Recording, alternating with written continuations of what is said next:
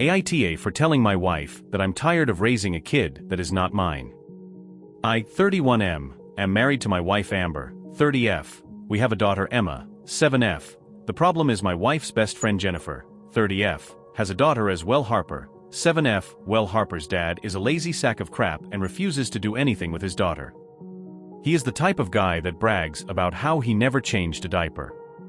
Jennifer and Harper are usually at Amber and my house on the weekends, because Harper's dad is drinking and watching sports all weekend. On Saturdays, I normally spend all day with my daughter, because I don't see her as much as I want to during the week. However, with Harper being there every Saturday, anything I do with Emma, I have to do with Harper. Take Emma to the zoo. It's Emma, Harper and I. Taught them both how to ride bikes, takes them both to dance class, take them both to the kids' salon, and so on. Mother's Day was the last straw. I took them both to dance class Saturday morning. Amber and I also pay for both dance classes because Deadbeat won't. On the way home, Emma asked if we could stop to get something for Mom for Mother's Day.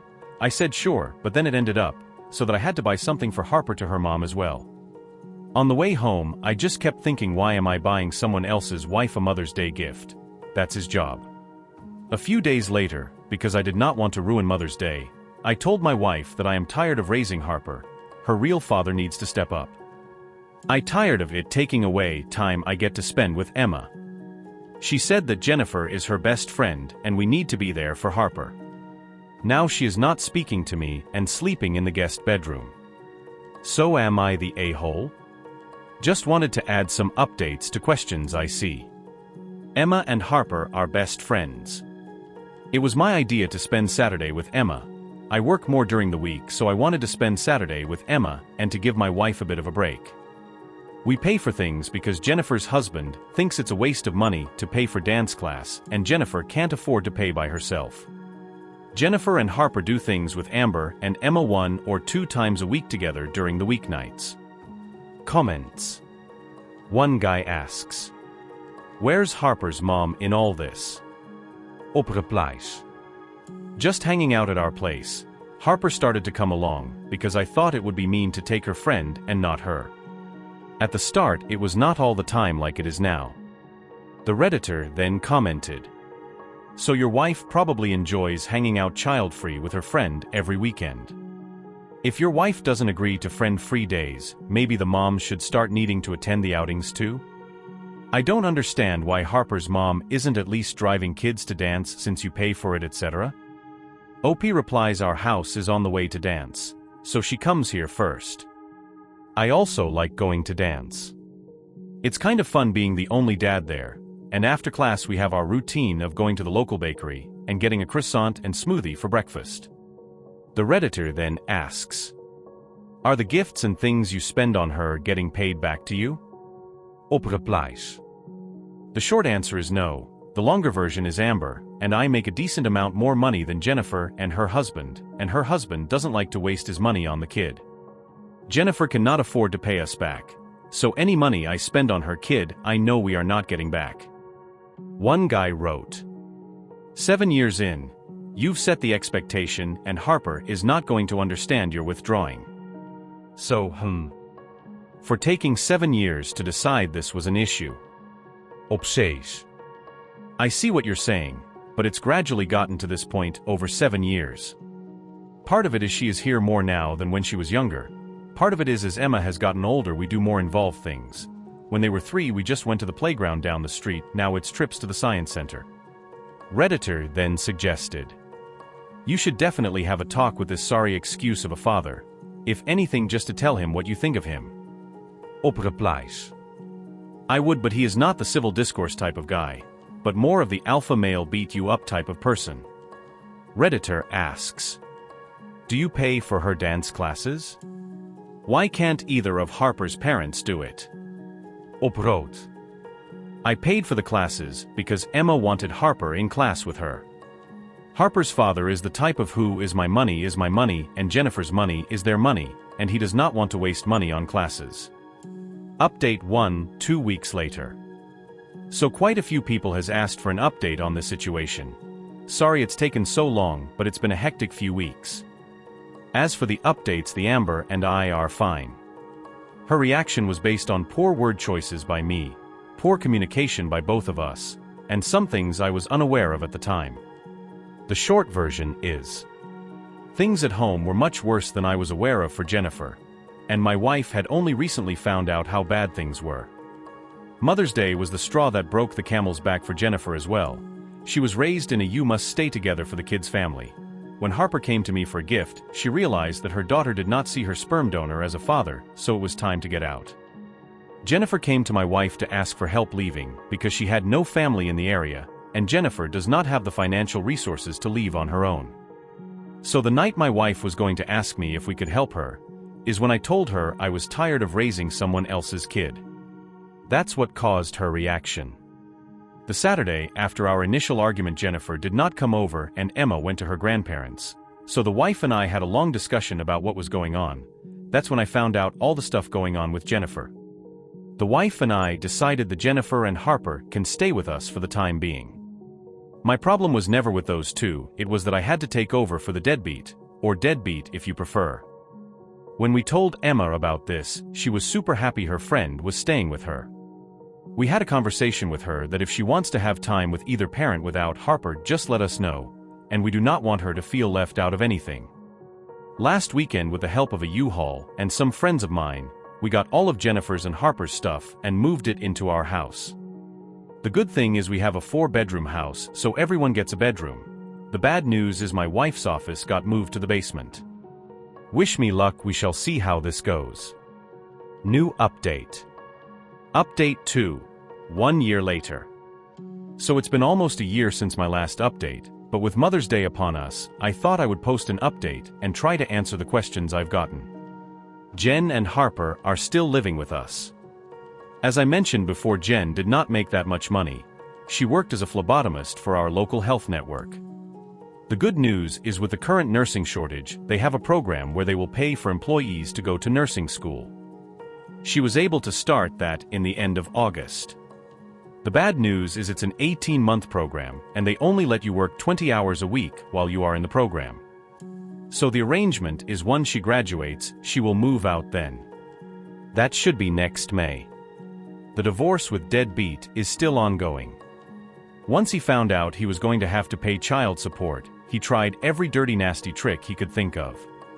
No idea when that will be finished. My wife is doing good, she happy she is helping her best friend, but 5 people in a house is a lot more work than 3. Since she works from home, the pre- and post-school work falls on her. Emma and Harper are still best friends. Shockingly, Harper is doing much better in this environment than before. They don't do everything together anymore. Harper quit dance class, but she started with soccer. I think knowing that she will get fatherly attention, no matter what she is doing, has given her some freedom to pursue other interests. Harper has turned into my Lego buddy. Emma never had any interest, but Harper and I have done some nice sets together. Emma and I still have our daddy-daughter dates on the weekend. I still take her to dance class, and she started to take fencing classes. I don't know if I should be proud or scared that she could defeat me in a sword fight. I think I am doing better a year later. That there is a plan with a timetable for Jen and Harper has relieved a lot of stress from my life. That I also don't have to see deadbeat has also been a relief. I also try to take a few hours a month for me time and to do my hobbies. The bad part is I had thought that I was done with the portion of my life where I had roommates. It will also be nice when Jen either gets her nursing job and/or gets child support, so that Amber and I can stop footing the bill for so much. For all the people that said Jen was going to become our sister wife, or that I was going to cheat on my wife with her, or that she was going to ruin my marriage out of spite, or any of the weird sexual fantasies some of you people had, absolutely nothing has happened. Comment. One guy wrote, "Bro missed the chance of getting 2 wives, lol." Story 2. AITA for putting in a claim to my late father's death benefit. Hi, I am looking for advice. My father passed away on the 1st of March very unexpectedly, and obviously this has caused a lot of heartache. A few days ago, I received a letter through the post from a policy, through his work, where it was stated that my father's sister had put in a claim for the death benefit, as she was next of kin at his work. I am next of kin legally, and also would like to state for the record that me and my father had an excellent relationship. She never mentioned the policy to us or wrote down on her form that my father did not have children, which it clearly asks, and instead sent the form as if she was his only relative. The company found out that I existed only because I am the informant on his death certificate and has asked if I wish to make a claim. I contacted my aunt about this, and she has doubled down and said that my father would have wanted her and her alone to receive this large sum of money and has told me not to put in a claim. I am putting in a claim regardless and told her this, and it has caused a huge rift with her family. So much so that a cousin contacted me and said that my dad would be ashamed of me for putting in a claim, and then went on to attack my autistic 24-year-old brother, telling him that my father would have been ashamed of him because he was unable to carry his coffin at the funeral. It just seems that this has gotten completely out of hand, and I, along with my brother, are being attacked over money. Surely the company wouldn't have contacted us if it were his wishes to give her 100%. Edit. I also forgot to mention that my aunt said she received an email from my dad's workplace saying it was his wishes to gift this money to her, and she had a signed document from him saying this. But when I asked her if I could see the document, she sent me a blank template of wishes from the company website which had no writing on it, no expression of wishes, and no signature from my dad, which is confusing. We also told her that we may not receive anything in the final decision, which we are fine with, but it potentially could be split even between me, my younger brother, and her. She wasn't happy to even consider it going 3 ways either. And that is where the abuse began from that side of the family. I just don't know, and this has been keeping me up at night with stress. Am I the a-hole? Update. I phoned the company this morning, and they have no record of an expression of wishes that my father wrote. Only that she was next of kin at his workplace. So she not only lied that it was my dad's wishes for her to have this money, but she also lied that she received an email from the company stating this. The woman on the phone said, "You are his daughter. You have a right to make a claim." And also to tell my brother to put his claim in, which he will be doing now. Comments. One Redditor wrote, "She is robbing an autistic child of her own brother?" Op replies.